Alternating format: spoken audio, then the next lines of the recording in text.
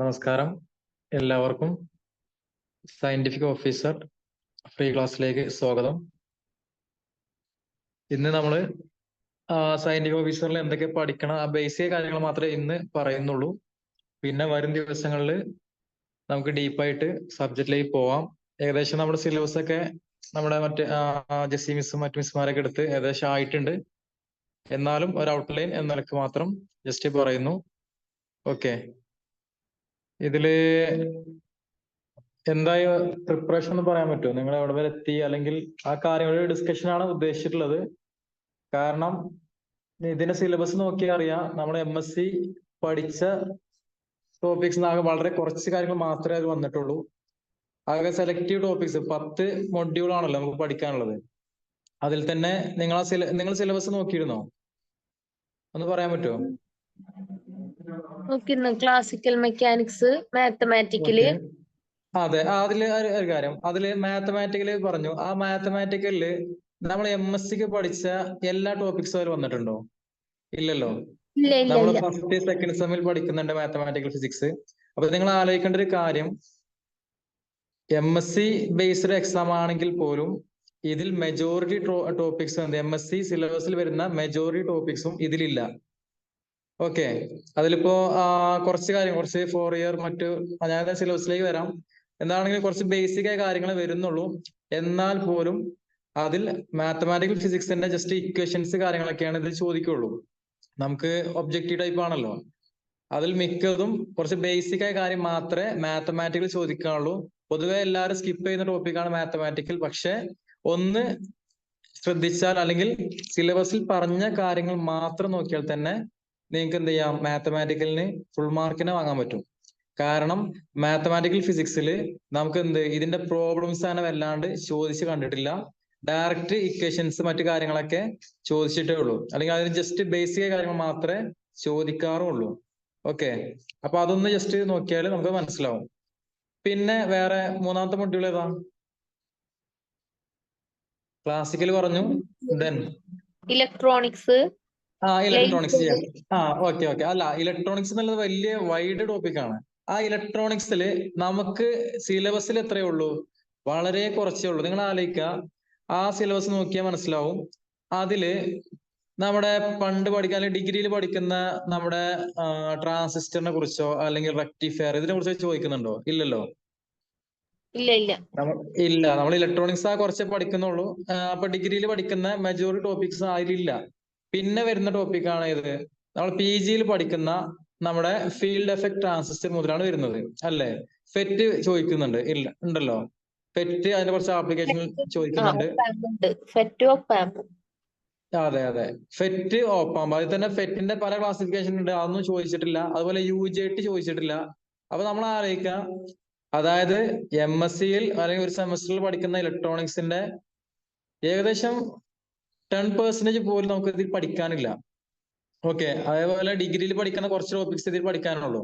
പിന്നെ ഉള്ളത് micro processor ആണ്. എന്താണെങ്കിലും പറഞ്ഞു വന്നത്, ഇപ്പോ നിങ്ങൾക്ക് അറിയാം, അല്ലെങ്കിൽ ഫെറ്റും ഓപ്പാമ്പും അതിന്റെ ആപ്ലിക്കേഷൻ പഠിച്ചത് തന്നെ ഏകദേശം ആ സിലബസ് അല്ലെങ്കിൽ ആ കാര്യം കവറാണ്. പിന്നെ അതിൽ വരുന്ന എക്സ്ട്രാ ടോപ്പിക്സ് ആണ് നമ്മുടെ മോഡുലേഷന്റെ കാര്യങ്ങളൊക്കെ നമ്മൾ പഠിച്ചിട്ടുണ്ടാവും. ആംപ്ലിറ്റ്യൂഡ് മോഡുലേഷൻ ഇല്ലേ, മോഡുലേഷനും കാര്യങ്ങളൊക്കെ FMA നമുക്ക് പഠിച്ചിട്ടില്ലേ?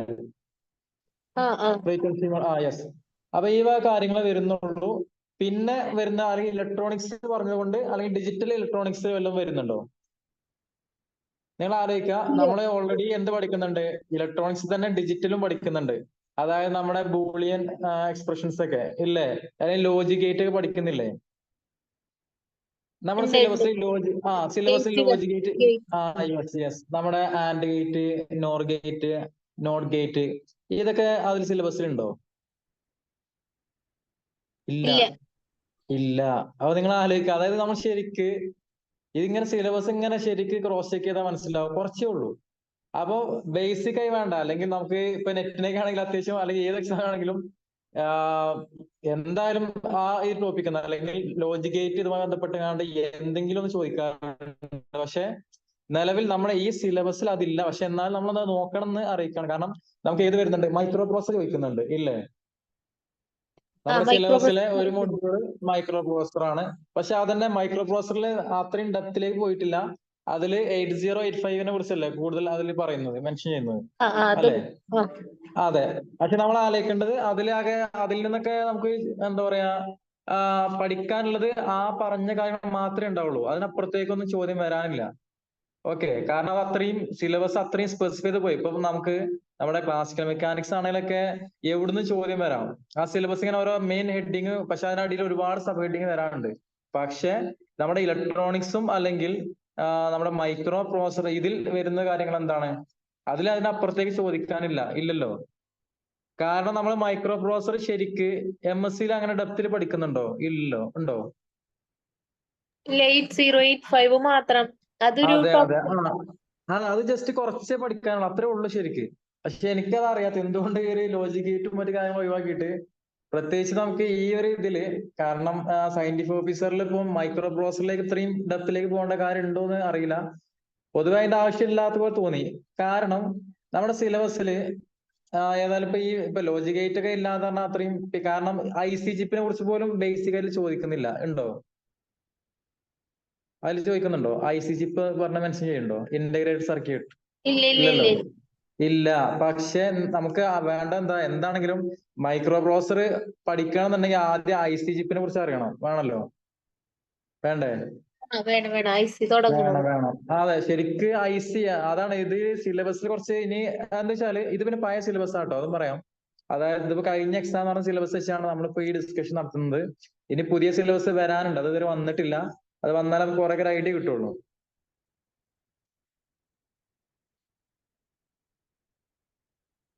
ഹലോ ഹലോ, കേൾക്കുന്നുണ്ട്.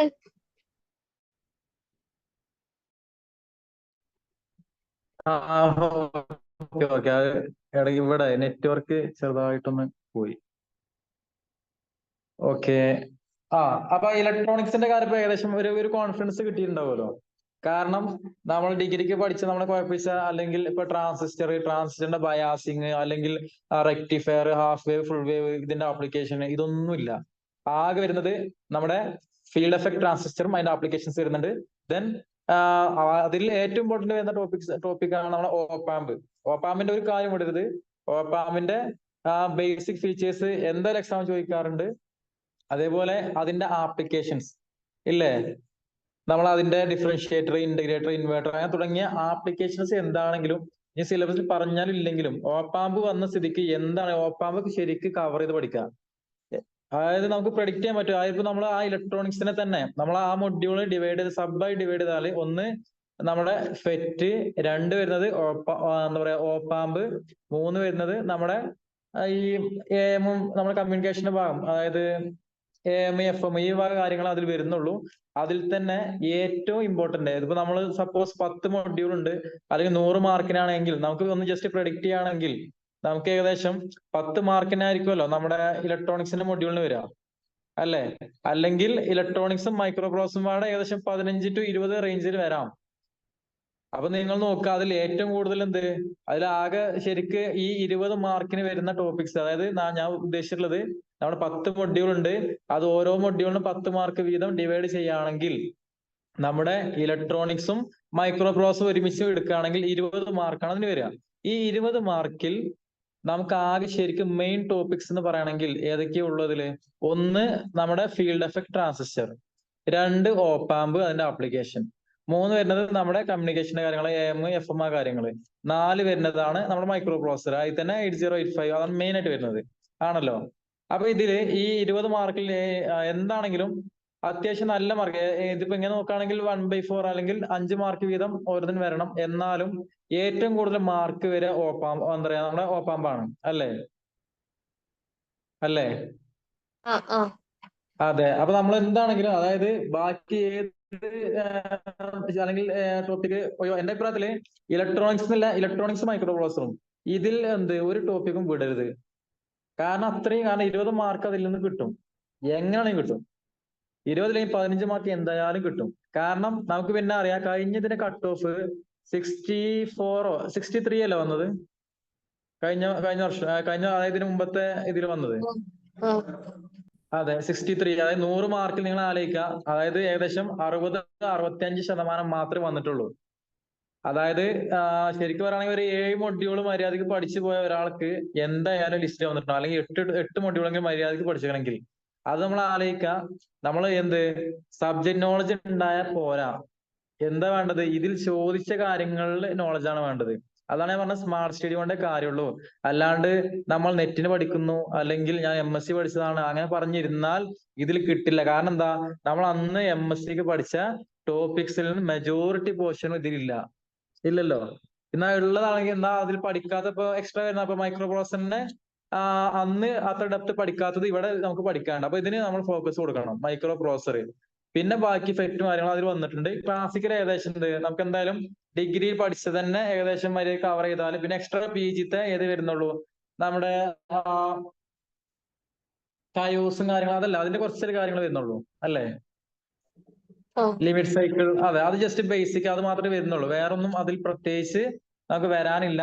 ക്ലാസിക്കൽ ആണെങ്കിലും നമുക്ക് എന്താ അത്യാവശ്യം ഒന്ന് മെനക്കെട്ട കിട്ടാവുന്നേ ഉള്ളൂ. അത്ര ടഫുള്ള വിഷയമല്ല ക്ലാസിക്കല്. അപ്പം ഈ 3 മൊഡ്യൂൾ അല്ലെങ്കിൽ 4 മൊഡ്യൂൾ പറഞ്ഞു. ഇനി അടുത്ത വേറെ ഏതാ പിന്നെ പഠിച്ചിട്ടുള്ളത്? പിന്നെ നമുക്ക് പഠിക്കാനുള്ളതാണ് നമ്മുടെ quantum mechanics. Yes, quantum mechanics. അതായത് ക്വാണ്ടം മെക്കാനിക്സിലും നമ്മൾ ജസ്റ്റ് ഒന്ന് ക്രോസ് ചെക്ക് ചെയ്ത സിലബസ് നോക്കിയാൽ മനസ്സിലാവും. ക്വാണ്ടം മെക്കാനിക്സിൽ വരുന്ന കാര്യങ്ങള് അതിലും നമ്മൾ PGയിൽ പഠിക്കുന്ന കുറെ ടോപ്പിക്സ് അതിലുണ്ടോ? ഇല്ലല്ലോ. നമ്മള് പെട്രോവേഷൻ തിയറി ഒക്കെ പഠിച്ചതാണോ? ഇല്ലേ, നമ്മള് സെക്കൻഡ് സെമ്മിലോ തേർഡ് സെമ്മിലോ പഠിക്കുന്നുണ്ടല്ലോ. യെസ്, പെട്രോവേഷൻ ഒക്കെ പഠിക്കുന്നുണ്ട്. പക്ഷെ അതൊന്നും ഇതില് അങ്ങനെ ചോദിച്ചിട്ടില്ല. അതായത് ക്വാണ്ടം മെക്കാനിക്സ് ആയിട്ട് ടഫുള്ള പോർഷൻ ആണ് ഈ പെട്രോവേഷൻ കാര്യങ്ങളൊക്കെ. പക്ഷെ നമുക്ക് ഇവിടെ ബേസിക് ആയ കാര്യങ്ങളെ ചോദിച്ചിട്ടുള്ളൂ. അപ്പൊ അത് ആ സിലബസ് നമുക്ക് നോക്കി മനസ്സിലാവും. ഞാൻ ജസ്റ്റ് ഒന്ന് ഒരു ഇൻട്രോ പറഞ്ഞെന്നുള്ളൂ. പിന്നെ അടുത്തത്, പിന്നെ ഒരു കാര്യമുള്ളത്, നമ്മുടെ പിന്നെ അടുത്ത ടോപ്പിക് എന്താണ്, സ്റ്റാറ്റിസ്റ്റിക്കൽ മെക്കാനിക്സ്.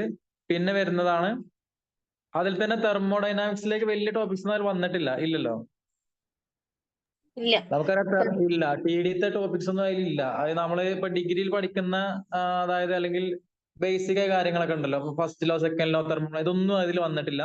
ജസ്റ്റ് ഡയറക്റ്റ് ആയിട്ട് നേരെ സ്റ്റാറ്റിസ്റ്റിക്കൽ മെക്കാനിക്സിലേക്ക് പോയി. ദെൻ അതിനെ കുറച്ച് ടോപ്പിക്സ് പറഞ്ഞു, അതായത് സിലബസിലേക്ക് വരാം. പിന്നെ വരുന്ന ഏതാണ്, നമ്മുടെ സോളിഡ് സ്റ്റേറ്റ് അല്ലേ. അതെ, സോളിഡിലും അതിൽ ഏറ്റവും വരുന്ന ഇമ്പോർട്ടന്റ് ആയിട്ട് അല്ലെങ്കിൽ റിപ്പീറ്റ് ചെയ്ത് വരുന്ന കാര്യങ്ങളാണ്. അത് ബേസിക് കാര്യങ്ങളെ അതിന് വരാനുള്ളൂ. അതായത് നമ്മുടെ ബ്രില്യൻ സോണ് അല്ലെങ്കിൽ ബേസിക് ആയ മില്ലർ ഇൻഡിസസ്, ആ കാര്യങ്ങള്. പിന്നെ അതില് മറ്റേ സ്പെസിഫിക് ചെയ്ത് പറഞ്ഞിട്ടൊന്നുമില്ല. നമ്മളെ മറ്റേ ഇതുണ്ടല്ലോ യൂണിറ്റ് സെല്ലും കാര്യങ്ങളൊക്കെ, അതായത് FCC BCC, അതിനെ കുറിച്ച് പറഞ്ഞിട്ടില്ലെങ്കിലും അത് എക്സാം എന്താ പ്രതീക്ഷിക്കാവുന്ന ടോപ്പിക്കാണ്. കാരണം സോളിഡ് പറഞ്ഞാൽ തന്നെ ഇതൊക്കെ അതിൽ ഇൻക്ലൂഡ് ആണല്ലോ, ബേസിക് സ്ട്രക്ചേഴ്സും കാര്യങ്ങളൊക്കെ സോളിഡിന്റെ അല്ലേ. പിന്നെ അതിൽ വരുന്നതാണ് നമുക്ക്, അല്ലെങ്കിൽ PGയിൽ പഠിക്കുന്നുണ്ട് എന്നുള്ള ടോപ്പിക്ക് അല്ലെങ്കിൽ സോളിഡുമായി ബന്ധപ്പെട്ട് വരുന്നതാണ് ഏത്, നമ്മുടെ ഐൻസ്റ്റീന്റെ മോഡലൊക്കെ ഉണ്ടല്ലോ, അല്ലെങ്കിൽ സ്പെസിഫിക് ഹീറ്റിന്റെ കാര്യം ഇല്ലേ. അതാണ് അത്. പിന്നെ അതെ അതെ അതെ അതെ അത് സ്പെസിഫിക് ഹീറ്റ് അത്യാവശ്യം ഇമ്പോർട്ടന്റ് ആണ്. അല്ലെങ്കിൽ സോളിഡിൽ അതിലൊന്നുകൂടി ഫോക്കസ് കൊടുക്കേണ്ട ഒരു ഏരിയ നമുക്കുള്ളത് ഇതാണ്, സ്പെസിഫിക് ഹീറ്റിന്റെ, അതായത് ഐൻസ്റ്റീന്റെ മറ്റു കാര്യങ്ങളൊക്കെ പറയുന്ന ആ കാര്യങ്ങളാണ് ആ ഭാഗത്ത് ഇമ്പോർട്ടന്റ് വരുന്നത്. പിന്നെ നമുക്ക് വേറെ വരുന്നത് ഏതാ, നമ്മുടെ ന്യൂക്ലിയറും പിന്നെ ആറ്റമിക്, അതായത് സ്പെക്ട്രോസ്കോപ്പിന്റെ കാര്യങ്ങൾ.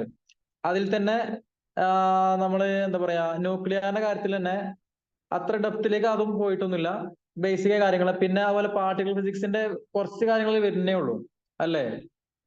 പ്രത്യേകിച്ച് ഒന്നുമില്ല, ഡയറക്റ്റ് നമ്മളെ കോർക്ക് മോഡലിലേക്ക് പോയി പിന്നെ കുറച്ച് ബേസിക് കാര്യങ്ങളെ പറയുന്നുള്ളൂ. അല്ലാണ്ട് ഇതിന്റെ ക്ലാസിഫിക്കേഷനോ മറ്റു കാര്യങ്ങളോ അതും ഏതിൽ വരുന്നില്ല, നമ്മുടെ സിലബസിൽ വരുന്നില്ലെങ്കിൽ പോലും. ഞാൻ പറയുന്നത് നമ്മളെ ഇതൊക്കെ ശരിക്കും മോഡേൺ ഫിസിക്സിന്റെ ഭാഗങ്ങളാണ്. DP, ക്വാണ്ടം മെക്കാനിക്സ്, അതേപോലെ നമ്മുടെ സോളിഡ്, ആറ്റോമിക് സ്ട്രക്ചർ അല്ലെങ്കിൽ സ്പെക്ട്രോസ്കോപ്പി കാര്യങ്ങൾ, ന്യൂക്ലിയർ, ഇതൊക്കെ ശരിക്ക് ഒറ്റ കുടക്കിൽ വരുന്ന രീതിയിലാണ് വരിക. അതായത് സോളിഡ് പഠിക്കുമ്പോൾ തന്നെ നമുക്ക് ഇലക്ട്രോൺ മറ്റു കാര്യങ്ങളിൽ വരാണ്ട്. പിന്നെ ഇൻഡപ്തിലേക്ക് പോയി കഴിഞ്ഞാലാണ് നമ്മൾ ക്വാണ്ടം ലെവലിലേക്ക് പോവുക അല്ലേ. അല്ലെങ്കിൽ നമുക്കറിയാലോ ക്ലാസിക്കൽ മെക്കാനിക്സ് എന്നുള്ളത് എന്താണ്, ക്വാണ്ടം മെക്കാനിക്സിന്റെ അപ്രോക്സിമേഷൻ മാത്രമാണ്. എന്താണെങ്കിലും പറഞ്ഞു വന്നത്, നമ്മൾ സിലബസ് ഇപ്പൊ ഇത്രയും പറഞ്ഞതിൽ, അതുപോലെ പിന്നെ അതിൽ എക്സ്ട്രാ ഒരു ഇത് വരുന്നതാണ് നമ്മുടെ ലാസ്റ്റ് മൊഡ്യൂൾ ഏതാ, വളരെ സിമ്പിൾ. ലേസർ ഫൈബർ ഒപ്റ്റിക്സ് അല്ലേ, ലേസറും പിന്നെ ഫൈബർ ഒപ്റ്റിക്സ് അതല്ലേ ഉള്ളൂ. ആ അതെ അതെ. അപ്പോ അതായത് പറഞ്ഞു വന്നത് ഈ സാധനങ്ങളൊക്കെ ഞാനിപ്പോ ലാസ്റ്റ് പറഞ്ഞ പോയത്, അതായത് ക്വാണ്ടം മെക്കാനിക്സ് എന്തായാലും സോളിഡ് പഠിക്കുമ്പോൾ അതിൽ എന്തായാലും ലേസർ വരും. അതായത് ഫൈബർ ഒപ്റ്റിക്സ് കാര്യങ്ങൾ അതിൽ തന്നെ ലേസർ തന്നെ ആകെ കുറച്ച് ലേസർ മാത്രമേ മെൻഷൻ ചെയ്തിട്ടുള്ളൂ. എന്താണെങ്കിലും അത് നോക്കാം. ഈ കാര്യങ്ങൾ അതായത് നമ്മൾ നോക്കേണ്ട ഒരു കാര്യം ഇത്രയും പറഞ്ഞു. ഇപ്പൊ നമ്മൾ 10 മൊഡ്യൂൾ ഇത്രയും നമ്മൾ പറഞ്ഞു തീർത്തു. അപ്പൊ ഇതില് ഏതൊക്കെ ഇല്ലാത്തതെന്ന് ആലോചിക്കുക. ഇതില് റിലേറ്റിവിറ്റി വന്നിട്ടുണ്ടോ? നമ്മുടെ ഉണ്ടോ? ഇല്ല. അപ്പൊ നമ്മൾ ആലോചിക്കാം, ഫിസിക്സിലെ ഒരു തലവേദന അല്ലെങ്കിൽ പൊതുവെ എല്ലാവർക്കും ബുദ്ധിമുട്ടുള്ള ടോപ്പിക്, മനസ്സിലാക്കാൻ ഒരു ബുദ്ധിമുട്ടുള്ള പ്രയാസമുള്ള ഒരു ഏരിയയാണ് റിലേറ്റിവിറ്റി. അപ്പൊ ആ റിലേറ്റിവിറ്റി എന്ത് നമുക്കിത് പഠിക്കാനില്ല. ടൈം ഡയലേഷനോ അല്ലെങ്കിൽ ഡോപ്ലർ എഫക്റ്റോ ലെങ്ത് കോൺട്രാക്ഷനോ ഇതൊന്നും നമുക്കതിൽ പഠിക്കാനേ ഇല്ല. അപ്പൊ ആ ടോപ്പിക്കാണ് ഒഴിവാക്കുക, അതില്ല. പിന്നെ വേറെ ഇതിലേതാ വേറെ വരാത്ത ഏതാ? നമ്മുടെ ഇലക്ട്രോ ഡൈനാമിക്സ് വന്നിട്ടുണ്ടോ? ഇ ഡി വന്നിട്ടുണ്ടോ ഇതില്? ഇല്ല. ഇല്ല. അതായത് നമ്മൾ ആലോചിക്കുക, നമ്മള് ഫസ്റ്റ് സെമ്മിൽ തന്നെ പഠിക്കുന്ന പ്ലാസ്മയും മറ്റു കാര്യങ്ങള്, ഇലക്ട്രോ ഡൈനാമിക്സ് അല്ലെങ്കിൽ നമ്മുടെ ഇലക്ട്രോമാഗ്നറ്റിക് സ്പെക്ട്രം, മാക്സ്വെൽ ഇക്വേഷൻ, ഇതൊന്നുമില്ല. നിങ്ങൾ ആലോചിക്കുക, ഇഡിന്റെ നമ്മളിപ്പോ ഡിഗ്രിക്കാണെങ്കിൽ പോലും നമ്മൾ പഠിക്കുന്ന ടോപ്പിക്കാണ് ഇ ഡി. എനിക്ക് എന്റെ അഭിപ്രായത്തില് ഈ ഒരു മൈക്രോ പ്രോസസറിന് പകരം ശരിക്കും കയറ്റുന്ന ടോപ്പിക് ഇതായിരുന്നു. ഇതെന്തായാലും ഇതൊക്കെ ശരിക്കും ഫിസിക്സ് അറിയുമ്പോൾ എന്തായാലും ഇത് ഇമ്പോർട്ടന്റ് കാര്യമാണല്ലോ. പക്ഷെ അതിലെ ഒരു ടോപ്പിക്കും ഇല്ല നമുക്ക്. ഓക്കെ, അതായത് വലിയൊരു ബേർഡൻ ഒഴിഞ്ഞു കിട്ടാണ്. ഇലക്ട്രോ ഡൈനാമിക്സ് എന്നുള്ള ടോപ്പിക്ക് ഇതിൽ പഠിക്കാനില്ല. പിന്നെ വേറെ ഇതിലില്ലാത്ത ഏതാ?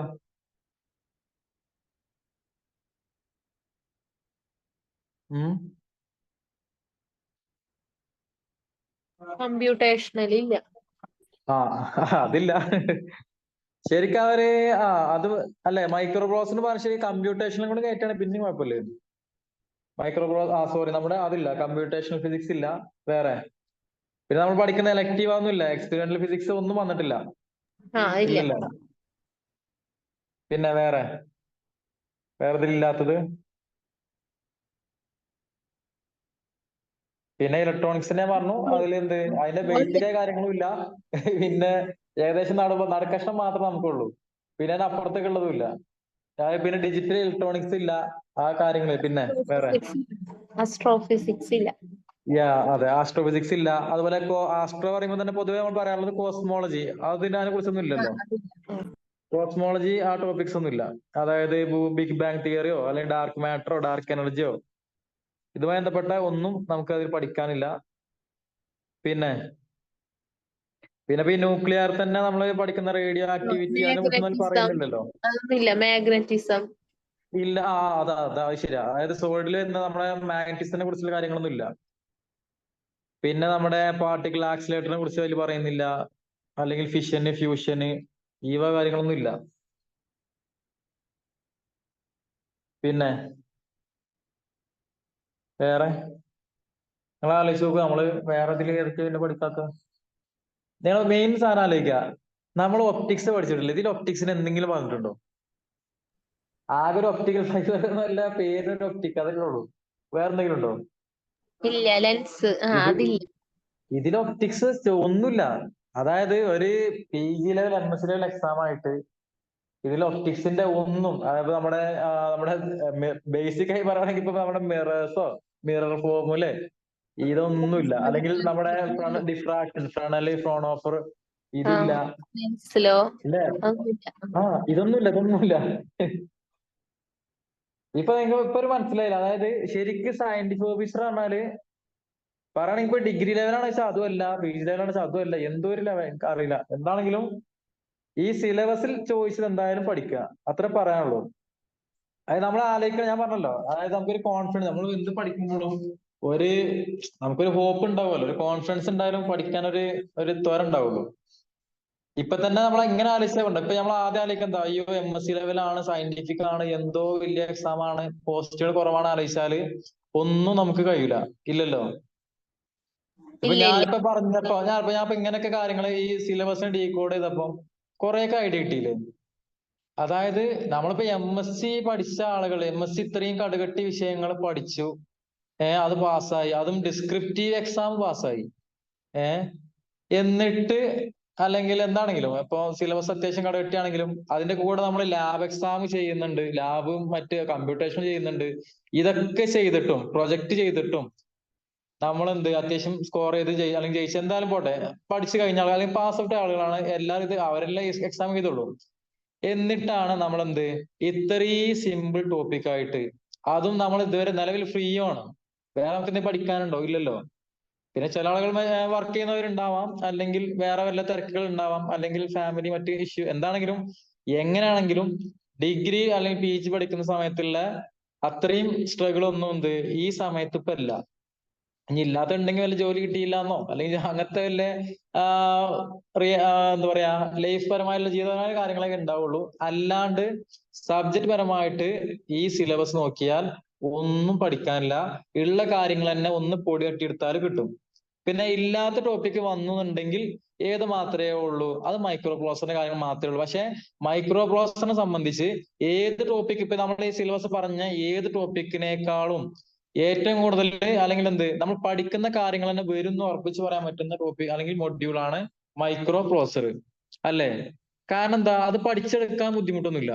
ഇലക്ട്രോണിക്സ് ആണ്, കാണാപാഠം പഠിച്ചാൽ പോലും അത് കിട്ടും, ഇല്ലേ? പിന്നെ ഇപ്പൊ കൺഫ്യൂഷൻ വരുന്ന സാധനങ്ങളായിരുന്നു ഇപ്പൊ ഡിജിറ്റൽ ഇലക്ട്രോണിക്സിലെ മറ്റു കാര്യങ്ങൾ. അതൊന്നും എന്ത് ഇതിൽ വന്നിട്ടുമില്ല. അപ്പൊ തന്നെ എന്താണ് ഇലക്ട്രോണിക്സ് പൊതുവെ ഈ കുറെ പേർക്ക് ഗ്രാഫ് കാണുന്നതും ഈ ആംപ്ലിഫിക്കേഷനും മറ്റേത് അങ്ങനത്തെ ഒക്കെ ആയതുകൊണ്ട് തന്നെ സർക്യൂട്ട് കാര്യങ്ങളൊക്കെ വന്നുകൊണ്ടാണ് മെജോറിറ്റി ആൾക്കാർ ഇലക്ട്രോണിക്സ് ടഫ് എന്ന് പറയുന്നത്, അല്ലേ? പക്ഷെ നമുക്ക് എന്ത് ഇവിടെ നമ്മുടെ എക്സാം എന്ത് ഡിസ്ക്രിപ്റ്റീവ് അല്ല, ഒബ്ജക്റ്റീവ് ആണ്. അതുകൊണ്ട് വലിയ ബുദ്ധിമുട്ടായിട്ടൊന്നും എന്ത് ഇലക്ട്രോണിക്സ് ചോദിക്കൂല. അപ്പം ഇനിയിപ്പോ ഇതിനൊക്കെ ഒരു എന്താ പറയാ റെഫറൻസ് ബുക്ക് ഏതാ നിങ്ങൾ നോക്കുന്നത് എന്ന് പറയോ? എന്നാ റെക്കമെൻഡ് ചെയ്യുന്നു ഏതാ നല്ലതൊക്കെ. അത് ഇലക്ട്രോണിക്സ് പഠിക്കാന് ബേസിക് ഒക്കെ പഠിക്കാന് ഏതാണ് യൂസ് ചെയ്യാൻ നല്ലത്? അത് മേത്തയുടെ ബുക്ക് നല്ലതാണ്. ആ അതെ, നമ്മുടെ VK മാത്തന്റെ ബുക്ക്. പക്ഷെ ഈ VK മാത്തന്റെ ബുക്കത്തെ നമ്മൾ നോക്കി കഴിഞ്ഞാല് ഇപ്പൊ സിലബസ് നോക്കണല്ലോ, നമ്മളിപ്പോ ഈ പറഞ്ഞതുമായി ബന്ധപ്പെട്ട് നോക്കുകയാണെങ്കിൽ VK അപ്പൊ അതൊന്നും മാത്തന്റെ ഉണ്ടാവില്ല. ഇല്ല, അതിലാകെ 1% അല്ലെങ്കിൽ 2% അത്രേ ഉള്ളൂ. കാരണം അതില് ഞാൻ ഇപ്പൊ നോക്കിയ സമയത്ത് VK മാത്തില് എന്താ പറയാ നമ്മുടെ ഈ മോഡുലേഷനും മറ്റു കാര്യങ്ങളൊക്കെ AM FM വരുന്നത് ഏകദേശം 17ാമത്തെ ചാപ്റ്ററിൽ തോന്നുന്നു. അതായത് മറ്റേ തുടക്കത്തിൽ ഒരുപാട് ടോപ്പിക്സ് ബേസിക് കാര്യങ്ങളൊക്കെ കവർ ചെയ്യുന്നുണ്ട്. പക്ഷെ അതൊന്നും നമുക്ക് ഇതിൽ ആവശ്യമില്ലാത്തത് കൊണ്ട് അത് നോക്കണ്ട. നിലവിൽ നമ്മുടെ മോഡുലേഷനും മറ്റ് അനലോഗ് സിഗ്നൽ ഈ കാര്യങ്ങളൊക്കെ വരുന്ന 17ാമത്തെ ചാപ്റ്റർ തോന്നുന്നു. പിന്നെ വരുന്നത് 19ാമത്തെ ചാപ്റ്റർ. 19ാമത്തെ ഏതാണ്? നമ്മുടെ IC ചിപ്പിനെ കുറിച്ചൊക്കെ പറയും, ഇന്റഗ്രേറ്റഡ് സർക്യൂട്ടോ അതൊക്കെ തോന്നുന്നു പറയുന്നു. പിന്നെ വരുന്നത് 25ാമത്തെ ചാപ്റ്റർ ഒക്കെയാണ് നമ്മുടെ ഓപ്പാമ്പ്. അതിൽ തന്നെ വേറെ എന്താ ഇതിനു മുമ്പത്തെ SCR ഏതൊക്കെ അതിൽ പറയുന്നുണ്ട്. പക്ഷെ നമുക്ക് വേണ്ടത് നോക്കുകയാണെങ്കിൽ എനിക്ക് തോന്നുന്നു VK മാത്തയിൽ ഓപ്പാമ്പ് അടിപൊളിയായിട്ട് കൊടുത്തിട്ടുണ്ട്. ഉണ്ട്, അതായത് വേഗം മനസ്സിലാവും വായിച്ച്. പെട്ടെന്ന് മനസ്സിലാവും. അതായത് കളർഫുൾ ചിത്രമാണ്, അടിപൊളിയായിട്ട് കാര്യങ്ങൾ. പിന്നെ അത്യാവശ്യം എക്സാമ്പിൾസും കൊടുത്തിട്ടുണ്ട്. ഒരു പ്രോബ്ലം അതായത് എനിക്ക് തോന്നുന്നു ഒരു ഗേറ്റ് ഉണ്ട്. എക്സാം മറ്റേ പ്രിപ്പയർ ചെയ്യുന്നവർക്കും. രമാകാന്തിയിൽ അതില്ല. രമാകാന്ത് ആൻഡ് ആ ഗേക്വാദിൽ അതില്ല. ഇല്ല പക്ഷെ ഇല്ല, ശരി ശരി. നമുക്ക് വായിച്ചാൽ മനസ്സിലാവും. അതെ, രമാകാന്തിന്റെയിൽ ഇങ്ങനെ ഇങ്ങനെ ഇങ്ങനെ എഴുതിയോണ്ട് ഒരു ഇല്ലല്ല, അതാണ്. അതായത് ശരിക്കും ഈ VK മേത്തയുടെ ബുക്ക് ശരിക്കും VK മേത്ത അടിപൊളിയാണ്. അതിന്റെ ബുക്കിന്റെ നമുക്ക് വായിക്കാൻ തോന്നുന്ന ബുക്കാണ്. കാരണം അത്രയും കളർഫുൾ ആയിട്ട് ഒരു MSc അല്ലെങ്കിൽ ഒരു ഡിഗ്രി ലെവൽ പഠിക്കുന്ന ആർക്കും ഇലക്ട്രോണിക്സിന്റെ ബേസിക് അത്യാവശ്യം അറിയണമെന്നുണ്ടെങ്കിൽ നല്ല റെക്കമെൻഡ് ചെയ്യുന്ന ബുക്ക് തന്നെയാണ് നമ്മുടെ VK മേത്ത. അടിപൊളിയാണ്. കാരണം അതിൽ ഒരുപാട് അത് കറക്റ്റ് ഇൻട്രൊഡക്ഷൻ കൊടുത്തിട്ടുണ്ടാവും. അത് കഴിഞ്ഞ് ഓരോ ചെറിയ സബ് ടോപ്പിക് ആണെങ്കിൽ ആ സബ് ടോപ്പിക് ബന്ധപ്പെട്ട എക്സാമ്പിൾസ് കൊടുത്തിട്ടുണ്ടാവും. പിന്നെ അതുമായി ലാസ്റ്റ് ശരിക്കും നമുക്ക് എക്സാം ഓറിയന്റഡ് നോക്കുകയാണെങ്കിൽ ആ ചാപ്റ്റർ ഓരോ ചാപ്റ്ററിന്റെയും VK മെത്തന്റെ ഏറ്റവും ലാസ്റ്റില് നമുക്ക് എന്ത് ഒബ്ജക്റ്റീവ് കൊടുത്തിട്ടുണ്ടല്ലോ, ഇല്ലേ? ആ ഒബ്ജക്റ്റീവ് ഉണ്ട്. അപ്പൊ സംഗതി അത് അടിപൊളി ബുക്കാണ്. അപ്പം അതില് നമ്മളിപ്പോ ഈ സെലക്ട് ചെയ്ത് ഇപ്പൊ ഓപ്പാമ്പ് അതിൽ വരുന്നുണ്ട്, ഇന്റഗ്രേറ്റഡ് സർക്യൂട്ട് അതിൽ വരുന്നുണ്ട്. അപ്പൊ അതൊക്കെ ശരിക്കും അതെന്ത് ചെയ്യാം, ചൂസ് ചെയ്യാൻ പറ്റും. പിന്നെ നമ്മുടെ FM AM കാര്യങ്ങൾ അതിൽ വരുന്നുണ്ട്. അപ്പൊ ഏകദേശം കാര്യങ്ങൾ അതിലിപ്പോ ഇല്ലാത്തത് മൈക്രോ പ്രോസസിനെ കുറിച്ച് അവർ പറയുന്നില്ല. പക്ഷെ IC ചിപ്പിൽ ഏകദേശം കാര്യങ്ങൾ പറയുന്നുണ്ട്. പിന്നെ ഏതാ മൾട്ടി മൈക്രോ പ്രോസസറിലാ തോന്നുന്നു മൾട്ടി വൈബ്രേറ്റർ ഒക്കെ വരുന്നുണ്ടല്ലോ, അതിലാണോ? എന്താണെങ്കിലും അതിന്റെ ബേസിക് കാര്യങ്ങളൊക്കെ അതിലുണ്ട്. എന്താണെങ്കിലും അതായത് ഈ ഇതിൽ പറഞ്ഞ സിലബസ് പറഞ്ഞ 8085 എന്നുള്ള അതിനെ കുറിച്ചുള്ള കാര്യങ്ങൾ അതില് ഇല്ല. പക്ഷെ ഏകദേശം ഞാൻ പറഞ്ഞല്ലോ ഇലക്ട്രോണിക്സിലെ ബേസിക് വേണ്ട കാര്യങ്ങൾ അതിൽ അതുപോലെ ഫെറ്റ് എന്നുള്ള അതും അടിപൊളിയായിട്ട് അതിനെക്കൊണ്ട് 19 ചാപ്റ്റർ തോന്നുന്നത്. 19ആണോ 17 അതോ അതെന്തോ ആണ്, അത് നോക്കിയിട്ട് പറയാം. എന്താണെങ്കിലും ഈ ഫെറ്റിനെ കുറിച്ച് അത്യാവശ്യം ബേസിക് അത്യാവശ്യം വേണ്ടത് അതിൽ പറയുന്നുണ്ട്. അതേപോലെ നമ്മുടെ ഓപ്പാമിനെ കുറിച്ചും വി കെ മെഹത്ത അടിപൊളിയാണ്. അതായത് വി കെ മെഹത്ത മാത്രം നോക്കിയാൽ കിട്ടുന്നല്ല കേട്ടോ പറഞ്ഞത്. എന്താണെങ്കിലും വേറെ ഇനി ഒന്നും നോക്കിയിട്ടില്ലെങ്കിലും ഇലക്ട്രോണിക്സ് പഠിക്കണ ഒരാളെ സംബന്ധിച്ച് വി കെ മെഹത്ത എന്തായാലും നോക്കണമെന്നാണ്. ബാക്കി വിഷയങ്ങൾ നോക്കിയാൽ പോലും വി കെ മെഹത്ത ഒരു പ്രാവശ്യമെങ്കിലും ഈ പറഞ്ഞത് എല്ലാതും വായിച്ചു നോക്കിയാൽ അത്രയും നല്ലത്. ഇതൊന്നും വേണ്ട, ജസ്റ്റ് ഒരു ഗേറ്റ് എക്സാമിന് പോലും എന്ത് യൂസ്ഫുൾ ആവും. കാരണം ഈ ഗേറ്റ് എക്സാമിലൊക്കെ ന്യൂമറിക്കൽ വരുന്നതുകൊണ്ട് മിക്കതും പ്രോബ്ലം ഓറിയന്റഡ് വരുന്നൊക്കെ ഇലക്ട്രോണിക്സ് അല്ലെങ്കിൽ സോളിഡ് ഇതിനൊക്കെ വരും. അപ്പം ഈ പ്രോബ്ലം ചെയ്യുന്ന ആളുകൾക്കൊക്കെ ശരിക്കും എന്ത് ഇത് പറ്റും. അല്ലെങ്കിൽ ഗേറ്റ് എക്സാമിന് കൂടി, അതായത് ഇത് മാത്രമല്ല ഗേറ്റ് അതുപോലെ ബാർക്ക് ഇങ്ങനത്തെ എക്സാമിനൊക്കെ പ്രിപ്പയർ ചെയ്യുന്നവർക്കും ജസ്റ്റ് ഇലക്ട്രോണിക്സ് എല്ലാം അറിയണമെന്നുണ്ടെങ്കിൽ നല്ല ബുക്ക് തന്നെയാണ് വി കെ. പിന്നെ നമ്മുടെ മോഡേൺ ഫിസിക്സിന്റെ കാര്യം ഞാൻ പറഞ്ഞല്ലോ. അതായത് നമ്മുടെ ക്വാണ്ടം മെക്കാനിക്സ്, സ്റ്റാറ്റി, അല്ലെങ്കിൽ സോളിഡ്, നമ്മുടെ ന്യൂക്ലിയർ, ഇതിനൊക്കെ പറ്റിയ ഒരു സ്റ്റാൻഡേർഡ് ബുക്ക് ഉണ്ട്. ഏത് കാരണം നമ്മൾ ഡിഗ്രിയിലൊക്കെ പഠിക്കുന്ന ബുക്കാണ്. അതായത് ബേസിക്കും പറ്റും, അതായത് ഡിഗ്രിക്കാർക്കും പറ്റും, പി ജിക്കാർക്കും പറ്റുന്ന ബുക്ക്. Simple book. പറയൂ ഏതാ?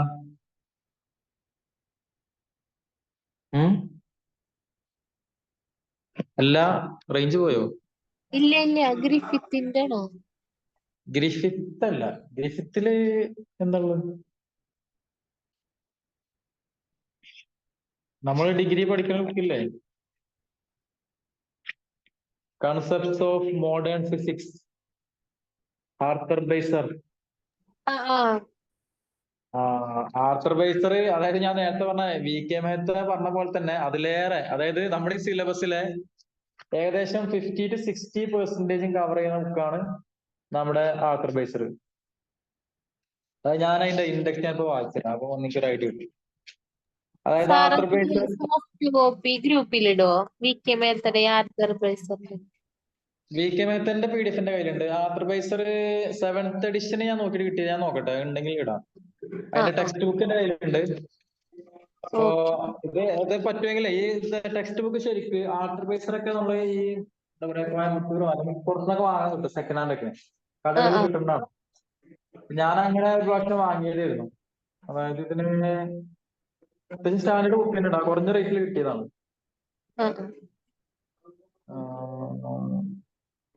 റേറ്റ് എന്താണെങ്കിലും അതിന്റെ പി ഡി എഫ് ഉണ്ടാവും. പിന്നെ ഇതില് എന്താ നെറ്റില് ഇതിന്റെ സൊല്യൂഷൻ അവൈലബിൾ ആണ്. ആർത്തർ ബേസറത്തെ കോഡ് 1ന്റെ സൊല്യൂഷൻ അവൈലബിൾ ആണ്. അതിന്റെ പി ഡി എഫിന്റെ കയ്യിലുണ്ട്. ഏതാണ്ട് ഇതില് ആർത്തർ ബേസറിലെ മൊത്തം 15 ചാപ്റ്റർ ഉണ്ട്. അതില് ഫസ്റ്റ് ചാപ്റ്റർ നമുക്ക് ഇല്ല. അതായത് നമ്മുടെ ഇതാണ് ഫസ്റ്റ് ചാപ്റ്റർ വരുന്നത് റിലേറ്റിവിറ്റി ആണ്, അതില്ല. പിന്നെ സെക്കൻഡ് ചാപ്റ്റർ മുതൽ ശരിക്കും പഠിച്ചു തുടങ്ങണം. അതിൽ നമുക്ക് ചോദിച്ചിട്ടൊന്നും ഇല്ലെങ്കിൽ പോലും, അതായത് സെക്കൻഡ് ചാപ്റ്റർ വരുന്ന ശരിക്ക് നമ്മുടെ ഇലക്ട്രോമാഗ്നറ്റിക് വേവും ബ്ലാക്ക് ബോഡി റേഡിയേഷൻ, നമ്മുടെ ഫോട്ടോ ഇലക്ട്രിക് എഫക്ട്. പക്ഷെ അതില് എക്സ്റേ ഡിഫ്രാക്ഷൻ വരുന്നുണ്ട്. ഈ സാധനം ശരിക്കും ഇത് ബേസിക് അതിൽ പറയുന്നുള്ളൂ. ഇത് ശരിക്കും നമ്മുടെ സോളിഡിലോ ഏതിലൊന്ന് വരുന്ന ടോപ്പിക്കാണത്, എക്സ്റേ ഡിഫ്രാക്ഷൻ ഇല്ലേ, വരുന്നുണ്ട്. അതായത് ഞാൻ സിലബസ് ലാസ്റ്റ് കാണിച്ചത്, അപ്പൊ മനസ്സിലാവും. അപ്പൊ സെക്കൻഡ് ചാപ്റ്റർ മുതൽ ഞാൻ പറയുന്നത് ഫസ്റ്റ് ചാപ്റ്റർ ഈ ആർത്തർ ബേസറിലെ സെക്കൻഡ് ചാപ്റ്റർ, അതുപോലെ third chapter wave properties of particle. കാരണം തേർഡ് ചാപ്റ്റർ ചോദിച്ചിട്ടൊന്നുമില്ല, അൺസർട്ടനിറ്റി പ്രിൻസിപ്പിളും പാർട്ടിക്കിളിന്റെ ബോക്സ് ചോദിച്ചിട്ടില്ലെങ്കിൽ പോലും ഇത് പറയാൻ കാരണം നമുക്ക് ക്വാണ്ടം മെക്കാനിക്സ് ഒരു ബേസ് കിട്ടണമെന്നുണ്ടെങ്കിൽ അത് തുടക്കം മുതൽ തന്നെ നോക്കണം.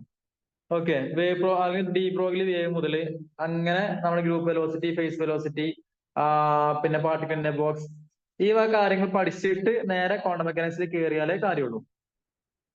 അപ്പൊ ഞാൻ തേർഡ് ചാപ്റ്റർ റെക്കമെൻഡ് ചെയ്യുന്നുണ്ട്. പിന്നെ ഇതിൽ ആർത്തർ ബേസിലെ 4ാമത്തെ ചാപ്റ്റർ വരുന്നത് നമ്മുടെ ആറ്റമിക് സ്ട്രക്ചറിനെ കുറിച്ചാണ്. അതായത് ന്യൂക്ലിയർ ആറ്റം, ഇലക്ട്രോൺ ഓർബിറ്റ്, പിന്നെ അതിന്റെ ലെവൽസ്, പിന്നെ എക്സൈറ്റേഷൻ, അതിൽ ലേസറിന്റെ കുറച്ച് കാര്യങ്ങൾ ആ ബേസിക് വരുന്നുള്ളൂ. അത് പോട്ടെ. അപ്പൊ അതും ജസ്റ്റ് എന്ത് ചെയ്യാം, അത് നോക്കാം. കാരണം അതിൽ എനർജി ലെവലും സ്പെക്ട്ര അത് വരുന്നുണ്ട്. നമുക്ക് സ്പെക്ട്രോസ്കോപ്പിയിൽ വരുന്ന കുറച്ച് ബേസിക് കാര്യങ്ങൾ ചാപ്റ്റർ 4 പറയുന്നുണ്ട്. ഏതില്? ആർത്തർ ബേസിലുള്ള ചാപ്റ്റർ 4 അപ്പൊ ഇമ്പോർട്ടന്റ് ആണ്. പിന്നെ ചാപ്റ്റർ 5 വരുന്നത് നമ്മുടെ ക്വാണ്ടം മെക്കാനിക്സ് ആണ്. അതിനെ പറയാൻ പാടില്ല, എന്തായാലും വേണം ചാപ്റ്റർ 5. പിന്നെ ചാപ്റ്റർ 6ഉം അതായത് ഹൈഡ്രജൻ ആറ്റം ഇമ്പോർട്ടന്റ് ആണ്.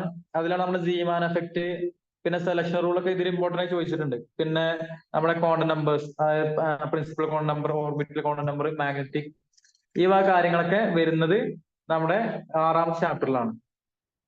പിന്നെ 7ാമത്തെ ചാപ്റ്റർ ഇമ്പോർട്ടന്റ് ആണ്.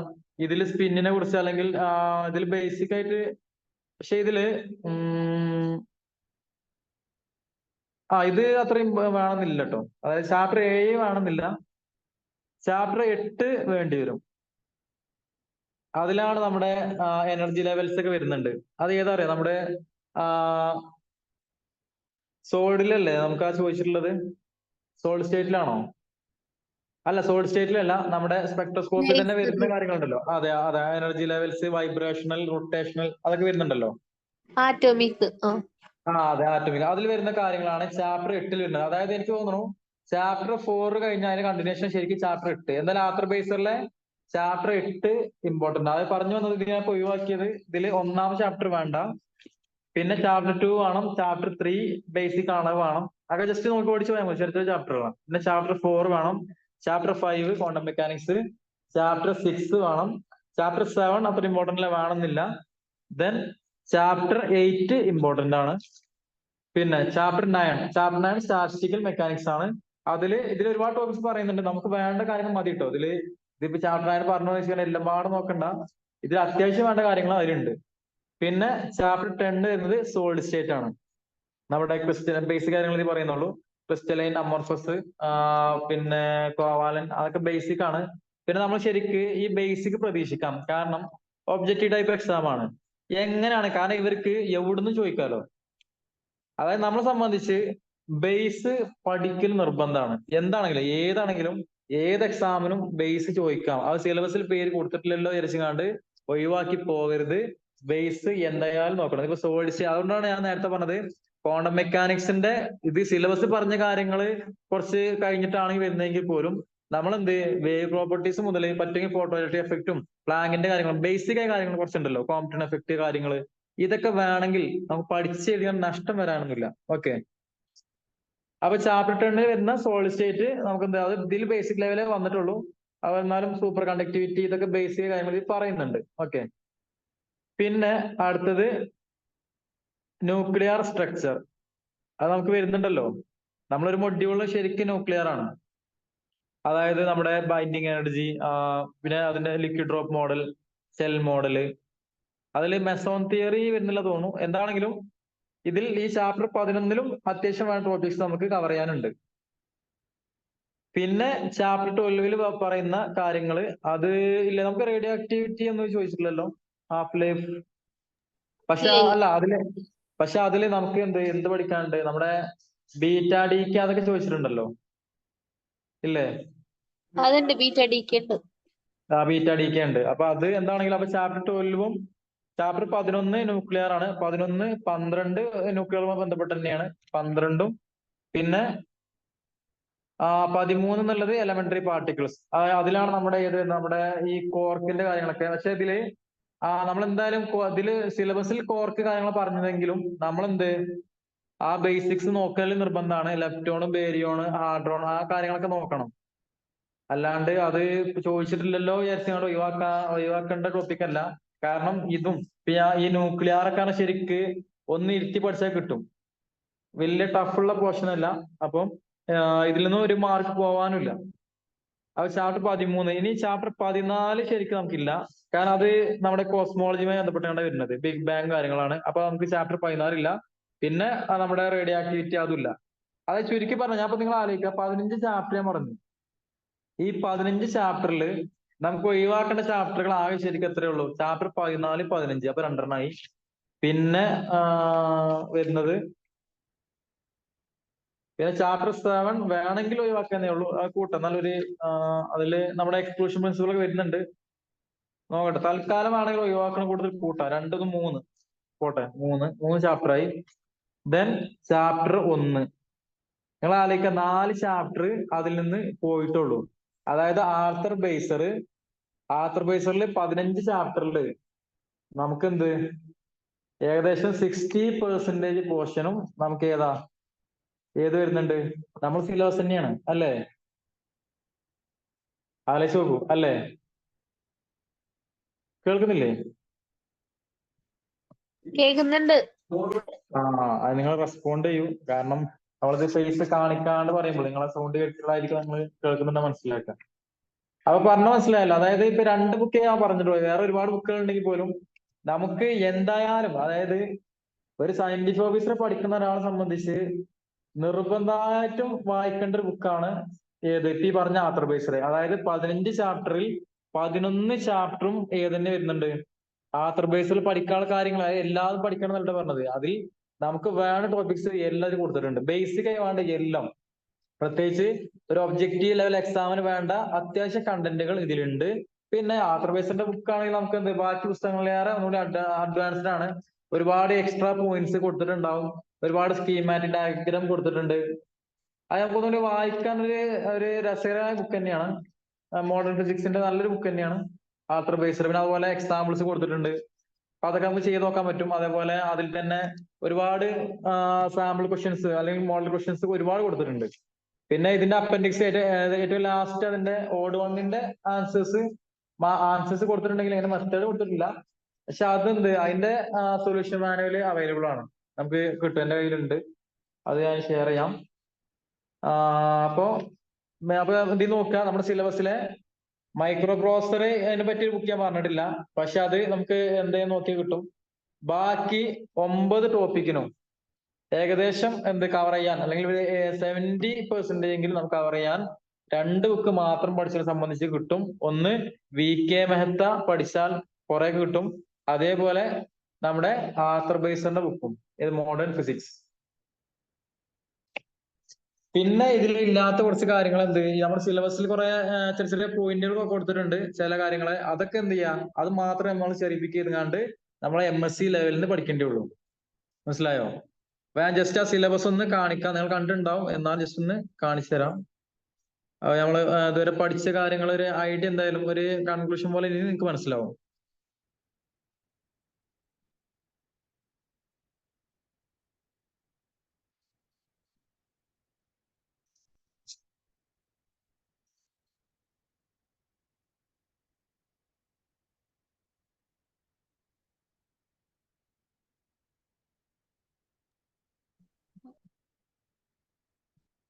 ഇത് കാണുന്നില്ലേ? ഹലോ.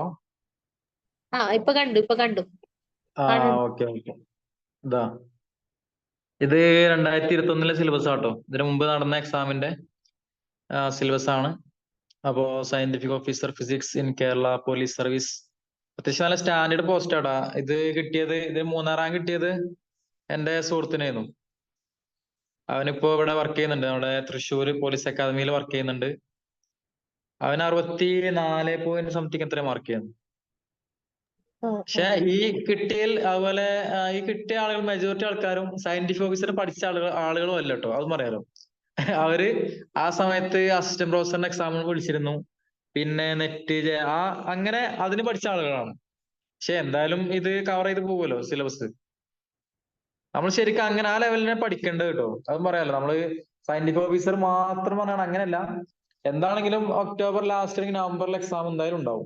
അത് കഴിഞ്ഞ് ഡിസംബറിലേക്ക് നെറ്റ് കിട്ടാത്ത ഒരാളെ സംബന്ധിച്ചാണെങ്കിൽ നെറ്റ് നോക്കാലോ, നെറ്റ് എക്സാമിന് പ്രിപ്പയർ ചെയ്യാം. ഓക്കെ, അതായത് നെറ്റിൽ ഏത് വരുന്നുണ്ട്, ഇതിൽ പറഞ്ഞ ടോപ്പിക് എല്ലാം വരുന്നുണ്ട്. എക്സ്ട്രാ ടോപ്പിക്സ് നെറ്റിലേക്ക് വരും.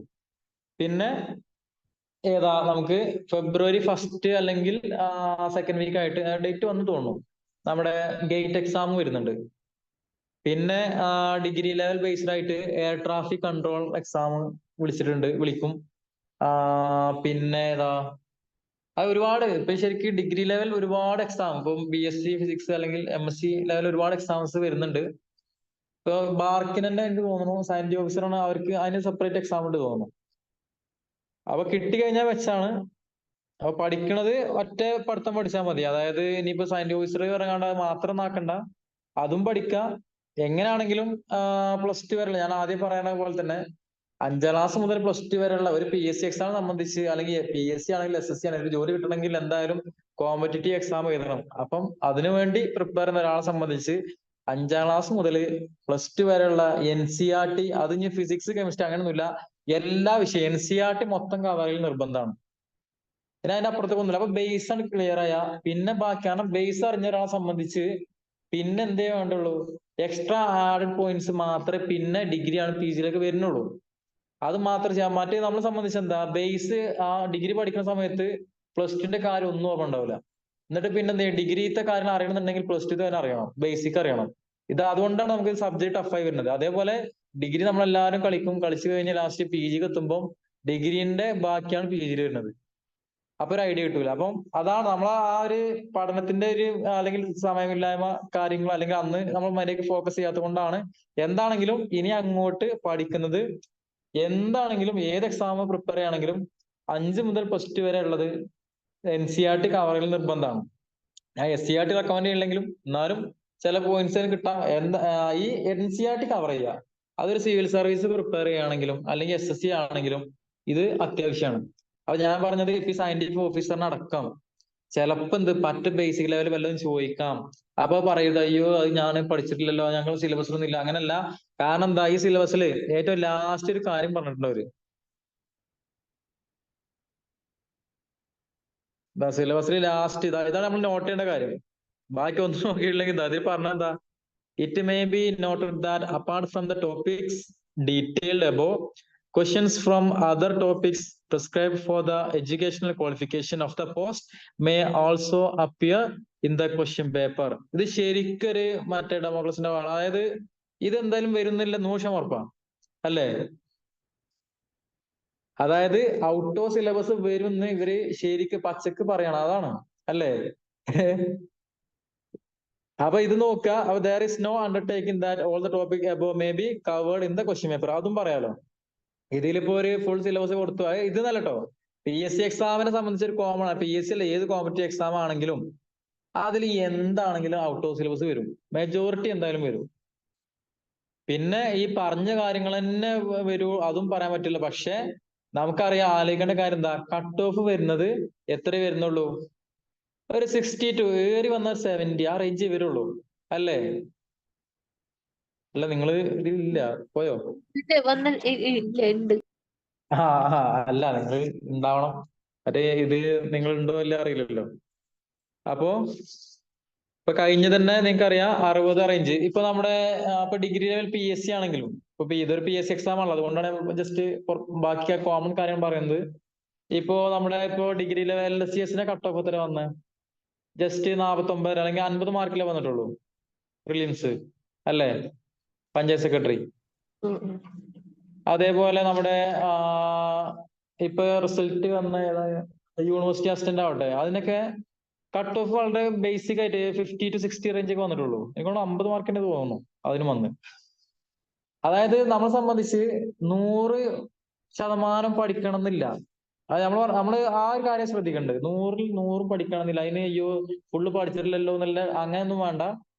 ഉള്ള കാര്യങ്ങൾ ഇപ്പൊ ഞാൻ പറയണത്, ഈ സിലബസ് പറഞ്ഞ കാര്യങ്ങൾ എന്തായാലും പഠിക്കുക. ഇനി അതിൽ തന്നെ നിങ്ങൾക്ക് ഏതെങ്കിലും ടഫുള്ള മൊഡ്യൂളുകൾ ഉണ്ടെങ്കിൽ അതെന്ത് ചെയ്യുക, അവിടെ ഒഴിവാക്കുക.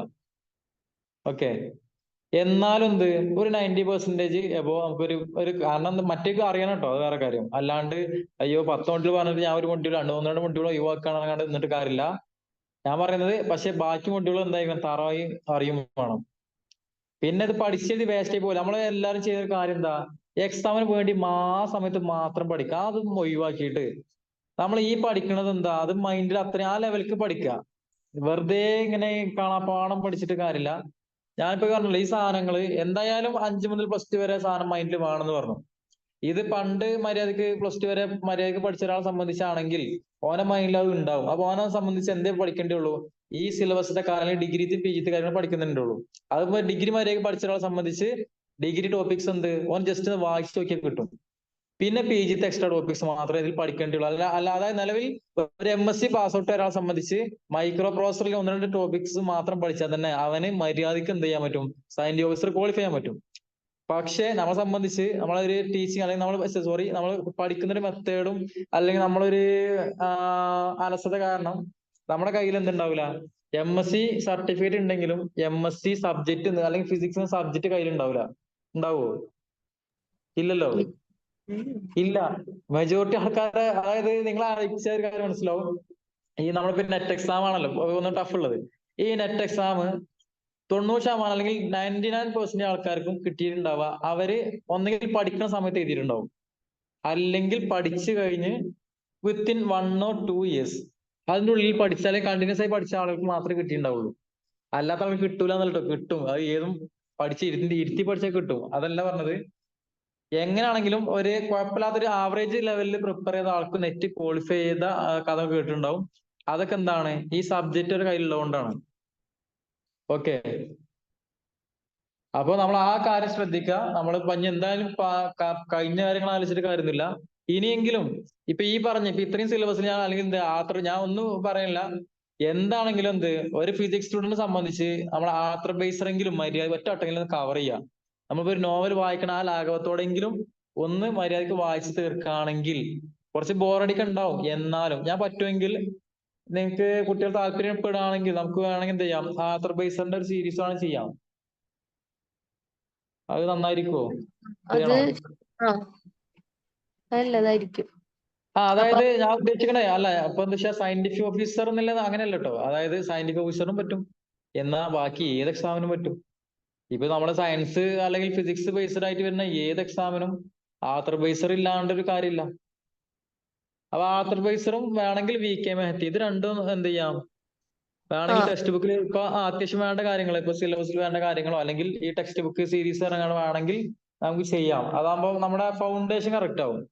നമ്മൾ ബാക്കി ഇപ്പൊ ഏത് എക്സാമിനും ഇപ്പൊ ഫൗണ്ടേഷൻ പറഞ്ഞ് പഠിക്കുന്നുണ്ട്. ഇപ്പൊ സിവിൽ സർവീസിനാണെങ്കിൽ പോലും ഇപ്പൊ ഫൗണ്ടേഷൻ പറഞ്ഞാണ്ട് പഠിക്കണതാണ് നമ്മുടെ NCERT സീരീസുകൾ അല്ലെങ്കിൽ NCERT ടെക്സ്റ്റ് ബുക്കുകൾ പഠിക്കുന്നുണ്ട് ഫൗണ്ടേഷൻ പറഞ്ഞാണ്ട്. അതേപോലെ ഒരു MSc അല്ലെങ്കിൽ ഒരു ഡിഗ്രി ലെവൽ PSc അല്ലെങ്കിൽ നമ്മൾ ഫിസിക്സ് സബ്ജക്ട് ഓറിയന്റഡ് പഠിക്കുന്ന ഒരാളെ സംബന്ധിച്ച് അതിന്റെ ഫൗണ്ടേഷൻ അല്ലെങ്കിൽ ബിൽഡിംഗ് ബ്ലോക്ക് ആണ് നമ്മുടെ ആർത്തർ ബേസ് പോലത്തെ ബുക്കുകൾ. ഇത് കവർ ചെയ്താൽ ഏകദേശം കുറെ ധാരണ കിട്ടും. വേണമെങ്കിൽ ചെയ്യാവുന്നേ ഉള്ളൂ കേട്ടോ. ഇനി ചില ആൾക്കാർ ഇപ്പൊ അങ്ങനെയും പറയും, അയ്യോ ഇത് സിലബസിൽ ഇല്ല അല്ലെങ്കിൽ ആവശ്യമില്ല, അങ്ങനെ ആലോചിക്കണം. അതാ പറഞ്ഞത് നമ്മൾ സ്മാർട്ടായിട്ടാണ് പഠിക്കേണ്ടത്. ക്വസ്റ്റ്യൻ പേപ്പർ കഴിഞ്ഞ വർഷത്തേലൊക്കെ ഇതുണ്ടല്ലോ, അതായത് പുറത്തുനിന്നല്ല, ഇതിന്റെ ഉള്ളിലില്ലാത്ത ബേസിക് ചോദിച്ചിട്ടുണ്ട് കൊറേ. ഉണ്ട്. അപ്പൊ നല്ലതാണ് അതാണ്. തോന്നുന്നു. അല്ല നല്ലത് തോന്നണമല്ല. എന്താണെങ്കിലും ഞാൻ പറഞ്ഞല്ലോ, നമ്മളെ സംബന്ധിച്ച് ഒരു എക്സാം നമ്മളെ മൈൻഡില് ഒരു എക്സാം എന്നല്ല, MSc നമ്മൾ ഇങ്ങനെ ആലോചിക്കേണ്ടത്. ഡിഗ്രി ലെവൽ BSc ഫിസിക്സോ അല്ലെങ്കിൽ MSc ഫിസിക്സോ ഇതുമായി ബന്ധപ്പെട്ട എന്ത് എക്സാമും എഴുതണമെങ്കിൽ നമ്മൾ എന്ത് ചെയ്യണം, പ്രിപ്പയർഡ് ആവണം. ആ ലെവലിലേക്കാ വേണ്ടത്. അപ്പൊ അതിൽ നമ്മളിങ്ങനെ നമ്മളിപ്പോ എന്താ പറയാ, വേണ്ട കാര്യങ്ങൾ മാത്രം ഇപ്പൊ വീട്ടില് ചോറ് എല്ലാരും ഉണ്ടാക്കും, കൂട്ടാനൊക്കെ ഉണ്ടാവും. അതിൽ നമുക്ക് വേണ്ട കാര്യം മാത്രമേ എടുക്കുള്ളൂ. അല്ലാണ്ട് വീട്ടില് ഉമ്മ ചോറ് ഫുൾ ഉണ്ടാക്കിയിട്ടുണ്ട് അല്ലെങ്കിൽ ആ ഫുൾ ചോറ് നമ്മൾ കഴിക്കുമോ? ഇല്ലല്ലോ. നമുക്ക് വേണ്ട മാത്രമേ കഴിക്കുള്ളൂ. ഇനി എന്നാ പോലും പ്ലേറ്റിൽ ചോറിട്ടു, ആ ചോറ് ഒറ്റയടിക്ക് തിന്ന് തീർക്കോ? ഇല്ലല്ലോ. അവിടെ നമുക്ക് വേണ്ട അല്ലെങ്കിൽ ചെറിയ ചെറിയ പീസായിട്ട് കഴിക്കണ്ടാവുള്ളൂ, അല്ലെങ്കിൽ ചെറിയ പിക്ക് ചെയ്തിട്ട് കഴിക്കണ്ടാവുള്ളൂ, അല്ലേ? ഇനിയിപ്പോ കറി വാർന്നാലും. അപ്പൊ ഇത് പറഞ്ഞു വന്നത് ഇത്രേ ഉള്ളൂ.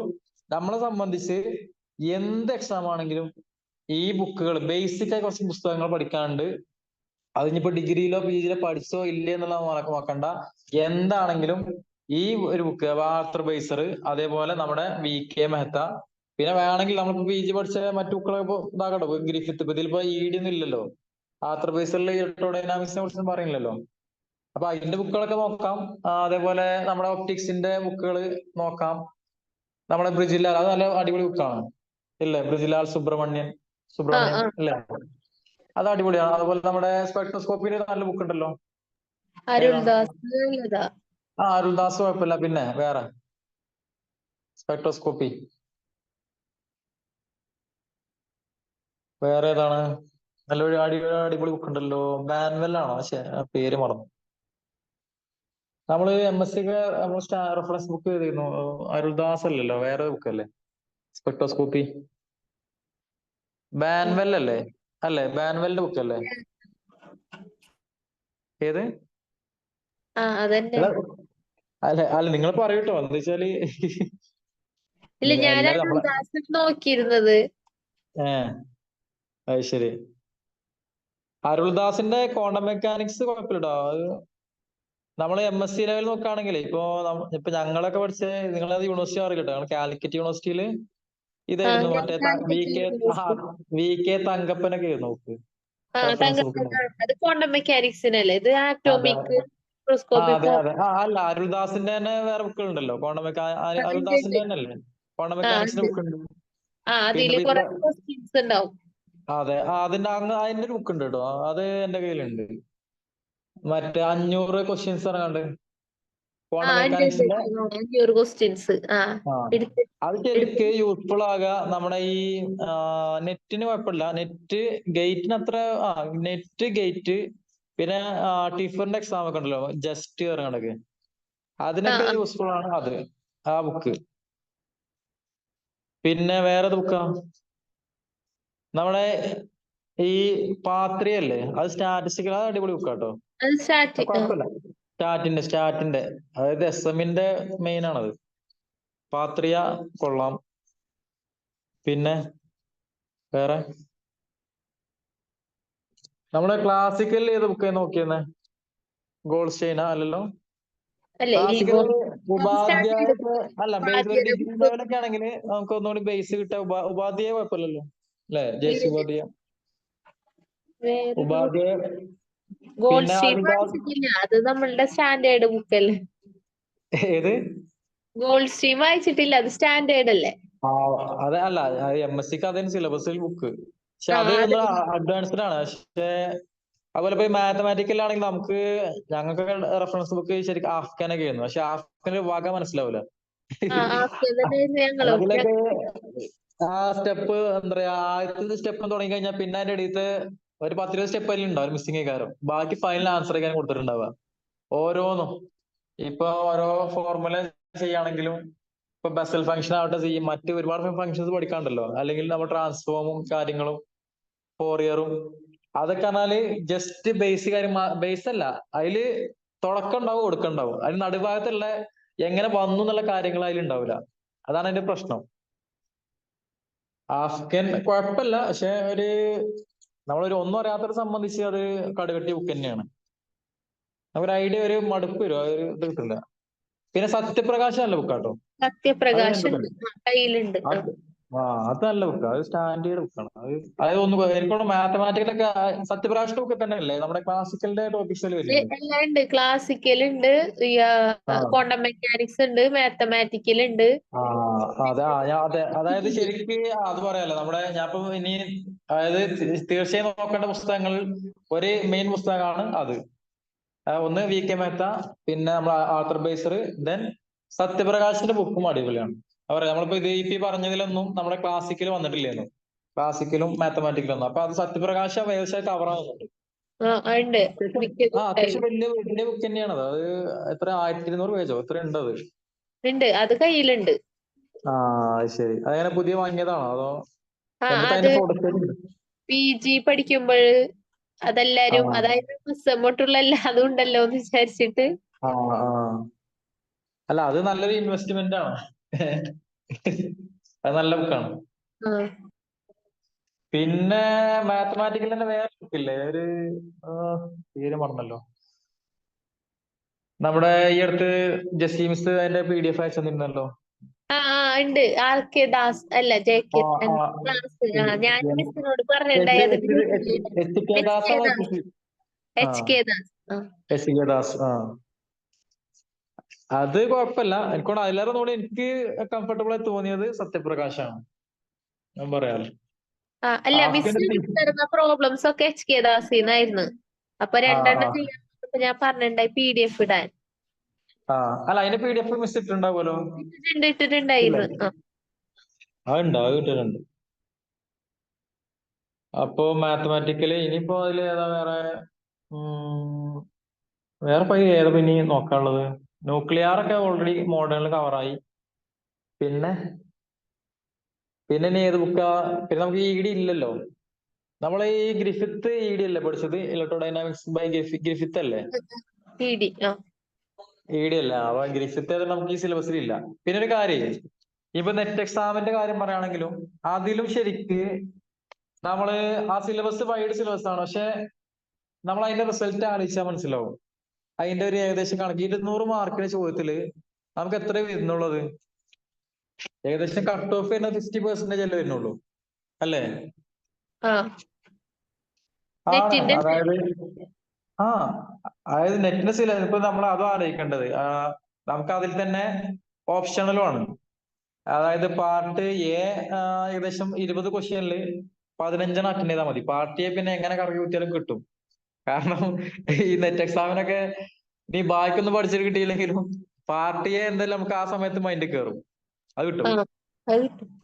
അത് 2 മാർക്ക് 15 അറ്റൻഡ് ചെയ്താൽ മതിയാവും. പിന്നെ ഉള്ളത് പാർട്ട് ബി. പാർട്ട് ബിയിൽ 25 ക്വസ്റ്റ്യൻ ഉണ്ടാവുക. അതില് 20 മാർക്ക് ചെയ്താൽ മതിയാവും. 3.5 മാർക്കിന്റെ. അതായത് പാർട്ട് എന്ന് നമുക്ക് 15 × 2 30 മാർക്ക്. പാർട്ട് ബിയിൽ 3.5 മാർക്ക് ഇൻറ്റു 20, അപ്പോ 70 മാർക്ക്. അപ്പൊ തന്നെ എന്താ എത്ര? 100 മാർക്കായി. പിന്നെ പാർട്ട് സിയില് പ്രോബ്ലം ഓറിയന്റഡ് ആയിട്ട് വരുന്നത്. അതും ഏകദേശം 25 ക്വസ്റ്റ്യൻ, 25 അല്ലെങ്കിൽ 30 ക്വസ്റ്റ്യൻ ഉണ്ടാവും. 25 ക്വസ്റ്റ്യൻ തോന്നുന്നു. അതും അതിൽ 20 അറ്റൻഡ് ചെയ്യണം. അപ്പൊ 5 മാർക്ക് വീതം, 20 × 5 100. അങ്ങനെ 200 മാർക്കിനാണ് അത് വരുന്നത് നെറ്റ്. അതിൽ തന്നെ നിങ്ങൾ ആലോചിക്കുക, ഒരാൾ സയന്റിഫിക്കിന് പഠിച്ചു. സയന്റിഫിക്കിൽ പഠിച്ച സമയത്ത് നമ്മൾ കണ്ടു ED ഇല്ല. പക്ഷെ നെറ്റ് സിലബസിൽ ED ഉണ്ട് തോന്നുന്നു. ഉണ്ടാവും, ഉണ്ടാക്കൂലല്ലോ. എന്താണെങ്കിലും ED ഇല്ലേ? ED ഉണ്ട്. അപ്പൊ എന്താ വെച്ചാല് ഞാൻ പറഞ്ഞെന്താണ്, ED ഒരാൾ നോക്കിയിട്ടില്ലെങ്കിൽ പോലും നെറ്റ് കിട്ടും. കാരണം എന്താ? ED അല്ലേ ഇല്ലാത്തുള്ളൂ, ബാക്കി ടോപ്പിക്ക് പഠിക്കാനോ. മനസ്സിലായോ? അത് നെറ്റിന്റെ സിലബസ് തന്നെ നമുക്ക് എന്ത് 200 മാർക്കിൽ 100 മാർക്ക് മതി ക്വാളിഫൈ. മിക്ക എക്സാമിനൊക്കെ ഏകദേശം 50% 50 to 60% കട്ട് ഓഫ് വരിക.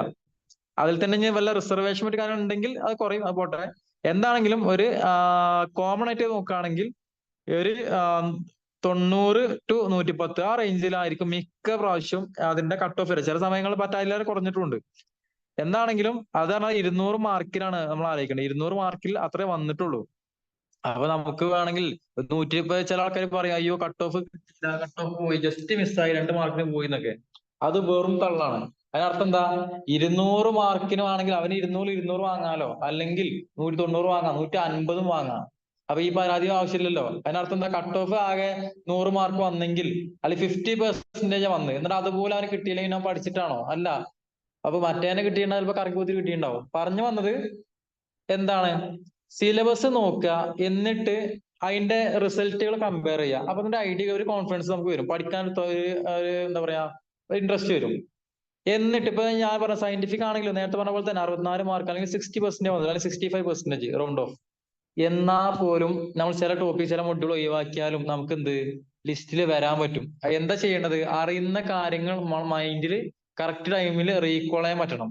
അതിനു വേണ്ടിയാണ് എനിക്ക് മോക്ക് ടെസ്റ്റ് തരുന്നത്. അത് നിങ്ങൾ മര്യാദക്ക് അറ്റൻഡ് ചെയ്യാ കേട്ടോ. ഇല്ലേ? അതായത് നിങ്ങൾ ശരിക്കും നോക്കുക, അതായത് ഓരോ ചാപ്റ്റർ അല്ലെങ്കിൽ ചാപ്റ്റർ പോട്ടെ, ഓരോ ക്ലാസിന്റെയും അതുമായി ബന്ധപ്പെട്ട MCQ നിങ്ങൾക്ക് തരുന്നുണ്ട്. കാരണം എന്താ വെച്ചാൽ എല്ലാരെ സംബന്ധിച്ചും എല്ലാരും പഠിക്കും. ഈ ടെക്സ്റ്റ് എല്ലാം നല്ല പഠിക്കും, എല്ലാവരും പഠിക്കും. പക്ഷെ മോക്ക് ടെസ്റ്റ് ചെയ്യൽ നിർബന്ധമാണ്. അതുകൊണ്ടാണ് മെജോറിറ്റി ആൾക്കാരും ലിസ്റ്റിൽ നിന്ന് ഔട്ടായി പോണത്. കുറെ തെറ്റിപ്പോവും, കൺഫ്യൂസ്ഡ് ആയി പോകും. ചില ആൾക്കാർ പറയാം അയ്യോ എക്സാം എഴുതി ശീലിക്കാൻ വേണ്ടി PSC പരീക്ഷയ്ക്ക് പോകണം. അല്ല, അങ്ങനല്ല ചെയ്യേണ്ടത്. PSC പരീക്ഷയ്ക്ക് ആദ്യം എന്താ ചെയ്യാ? ഇപ്പൊ നമ്മളിപ്പോ കഴിഞ്ഞ മാത്തമാറ്റിക്കൽ എക്സാം ഇട്ടു. അത് ശരിക്കും എങ്ങനെ ചെയ്യേണ്ടത്? 50 മാർക്ക് ആണെങ്കിൽ പോട്ടെ, 50 മാർക്ക് ആണെങ്കിൽ നമുക്കറിയാം 100 മാർക്കിന് എത്ര ടൈമേ ഉള്ളൂ? 75 മിനിറ്റ് അല്ലേ ഉള്ളൂ, അല്ലേ?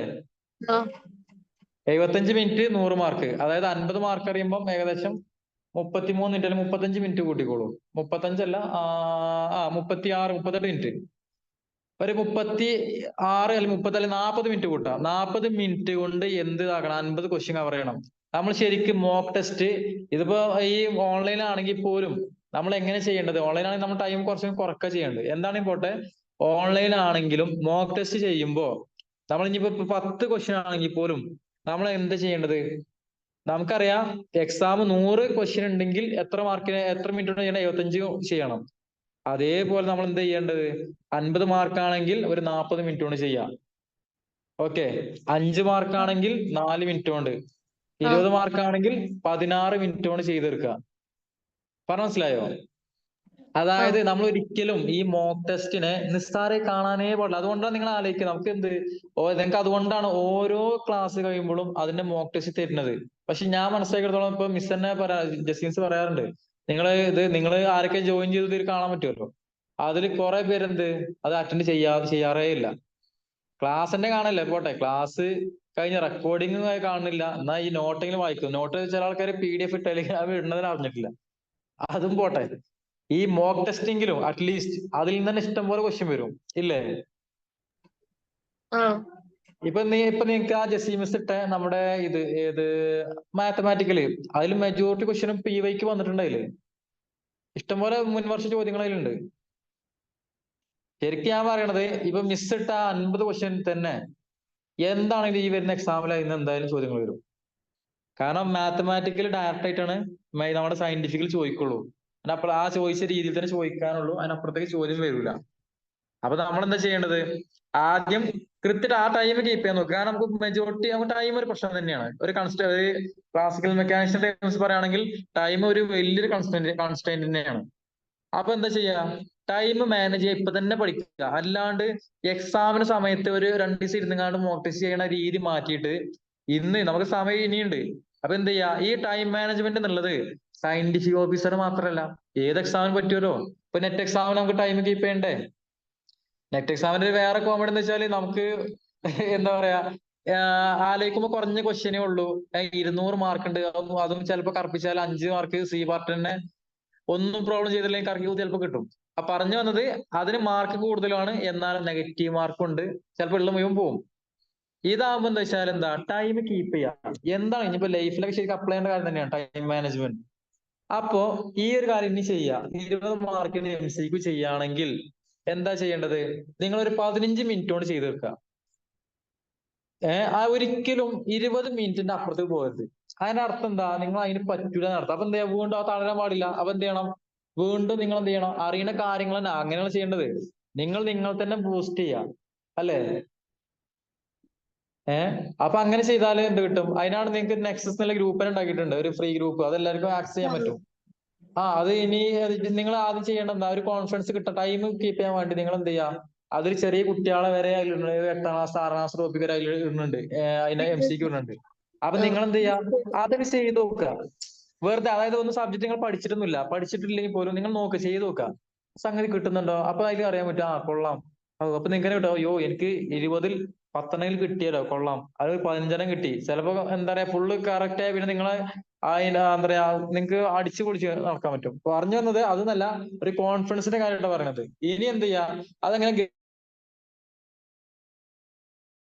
ഹലോ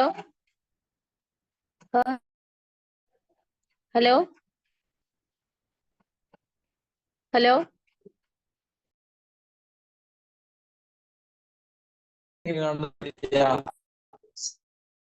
ചെയ്ത് തീർക്കാൻ ശ്രമിക്കുക. കാരണം നിങ്ങൾ ഓൺലൈനാണ് നിങ്ങൾ 10 മിനിറ്റ് ചെയ്ത് തീർക്കണമെന്നാണ് എന്റെ ഒരു പോളിസി. കാരണം ഓഫ്ലൈൻ നമുക്ക് അർപ്പിച്ചാൽ സമയം പോകും, അല്ലെങ്കിൽ ആ ടെൻഷനും ആ കൺസ്ട്രെയിൻ. അപ്പൊ നിങ്ങൾ എപ്പോഴും ചെയ്യേണ്ടത്, എക്സാമിന് എങ്ങനെയാണോ ചെയ്യുന്നത് ആ ഒരു പ്രഷർ സിറ്റുവേഷൻ നിങ്ങൾ ഓട്ടോമാറ്റിക് ബിൽഡ് ചെയ്ത് ആർട്ടിഫിഷ്യലി ഉണ്ടാക്കുക. അല്ലാണ്ട് ഇത് എക്സാം ആണ് വീട്ടിൽ നിന്ന് ചെയ്യേണ്ടത്, അല്ലെങ്കിൽ ആരും കാണില്ലല്ലോ, അല്ലെങ്കിൽ ബാക്കി നോക്കിയത്, അങ്ങനെ വിചാരിക്കരുത് ഒരിക്കലും. നമ്മൾ എന്ത് ആ സീരിയസ്നെസ്സോടെ തന്നെ എന്ത് ചെയ്യുക? എക്സാം അറ്റൻഡ് ചെയ്യുക. ഞാൻ പറഞ്ഞത് നമ്മൾ മോക്ക് ടെസ്റ്റിന്റെ കാര്യമായിട്ടാണ്. മോക്ക് ടെസ്റ്റ് അത്രയും ഇമ്പോർട്ടന്റ് ആണ്. ഓക്കെ. അപ്പോൾ നമുക്കൊരു എന്ത് ചില ആളുകൾക്ക് എന്താ ചെയ്യാ, ടെൻഷൻ കാരണം. ടെൻഷൻ എന്തുകൊണ്ട് ഉണ്ടാവുന്നത്? സിലബസ് അല്ലെങ്കിൽ മര്യാദക്ക് പഠിച്ചിട്ടുണ്ടാവില്ല. ഇനി പോട്ടെ, പഠിച്ചാൽ തന്നെ ഇപ്പൊ ഒന്നും വേണ്ട, നമ്മുടെ ഇന്ത്യൻ പ്രധാനമന്ത്രി നരേന്ദ്രമോദി എത്രാമത്തെ പ്രധാനമന്ത്രിയാണ്?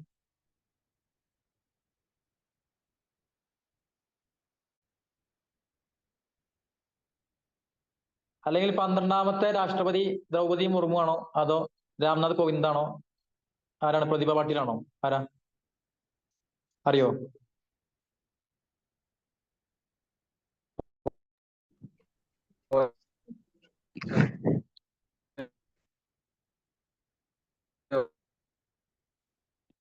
കേക്കുന്നുണ്ട്. ഹലോ ഹലോ ഹലോ ഇപ്പൊ മുറിഞ്ഞു പോകണ്ടിട്ടാ. ചോദ്യം ചോദിച്ചത് കേട്ട്. ഹലോ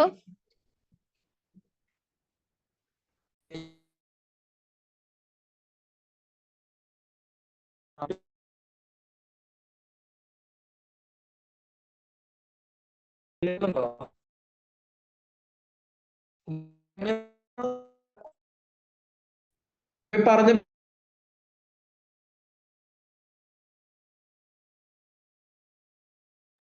ഹലോ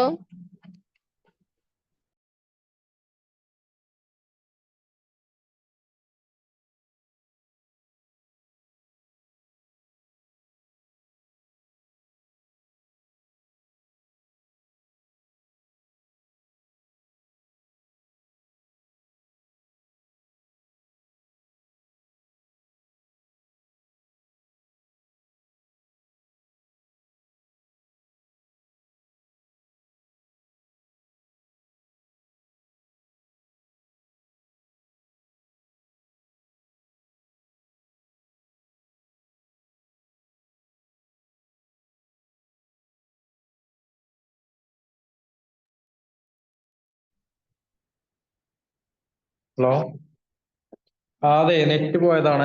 എന്താണെങ്കിലും നമുക്ക് ഇവിടെ തൽക്കാലം അതിന് എന്തെങ്കിലും ഡൗട്ടുകൾ ഉണ്ടോ? ഞാൻ ഇപ്പൊ ഉദ്ദേശിച്ചതേ, നമ്മളിപ്പോ ഏകദേശം ഒരു സയന്റിഫിക് ഓഫീസർ എന്നല്ല, എങ്ങനെയാണ് ഒരു കോമൺ എക്സാം പ്രിപ്പയർ ചെയ്യേണ്ടത്, അങ്ങനെ അത് ആ ലെവലിൽ എടുത്താൽ മതി കേട്ടോ. നമ്മൾ ഇതിന്റെ കാര്യം പറഞ്ഞു, അങ്ങനെ ഫിസിക്സ് പറഞ്ഞ് ബോറടിച്ചിട്ട് കാര്യമില്ലല്ലോ. നമുക്ക് പിന്നെ അപ്പൊ എന്താണെങ്കിലും ഈ ഒരു കാര്യം ഒന്ന് ആലോചിക്കുക, അർജുന എടുക്കുക. ഏത് വേണമെങ്കിൽ നമ്മളിപ്പോ ഈ പറഞ്ഞ 3 വിഷയ ബുക്കുകൾ, നമ്മുടെ ആർത്തർ ബേസർ, അതേപോലെ വി കെ മെഹ്ത, പിന്നെ വേണമെങ്കിൽ നമ്മുടെ സത്യപ്രകാശ് വേണമെങ്കിൽ നോക്കാം. ഇത് അതിന്റെ ടെക്സ്റ്റ് ബുക്ക് സീരീസ് ആണെങ്കിൽ പറയുക, നിങ്ങൾ അറിയിക്കുക. ഇപ്പൊ താല്പര്യം ഉണ്ടെങ്കിൽ ചെയ്യാം, വെറുതെ ആവശ്യമില്ലാണ്ട് ചെയ്തൊരു കാര്യമില്ലല്ലോ. Okay, hello. ഓക്കെ സാർ, ഇത് കേട്ടു കേട്ടു.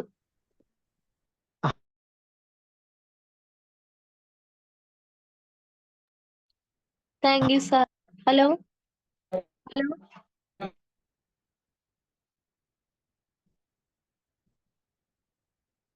ഹലോ കേൾക്കുന്നു.